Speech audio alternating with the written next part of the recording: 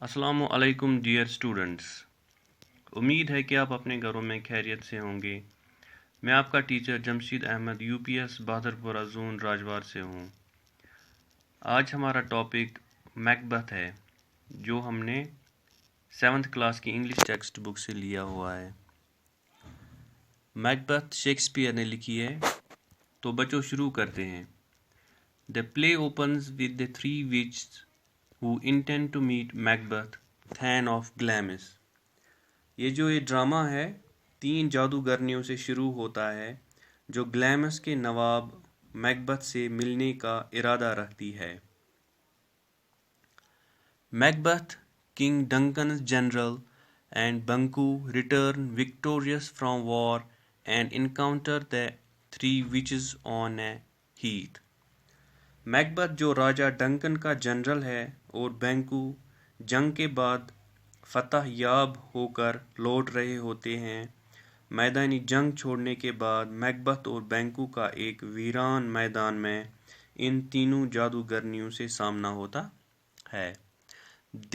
They predict that Macbeth will be the king.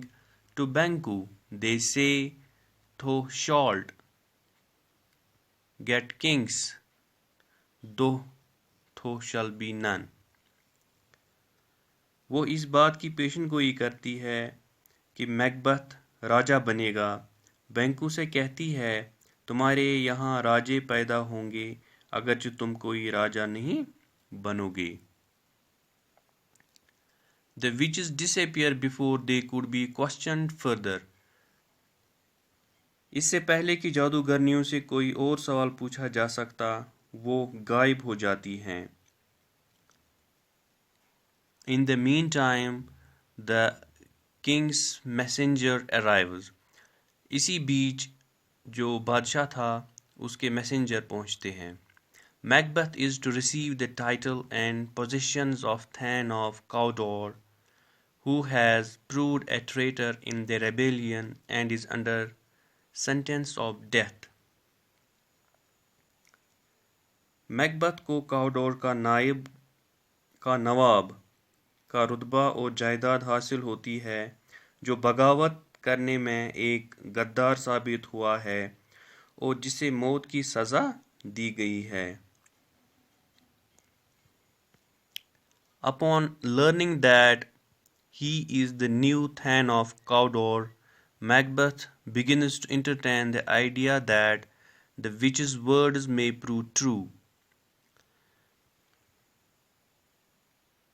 یہ جان کر کہ وہ کاؤڈور کا نائب بن گیا ہے، میکبتھ اس خیال کو پالنے لگتا ہے کہ جادوگرنیوں کے الفاظ شاید سچ ثابت ہوں گے۔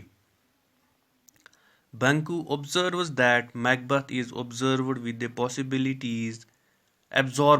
possibilities raised by the prophecy۔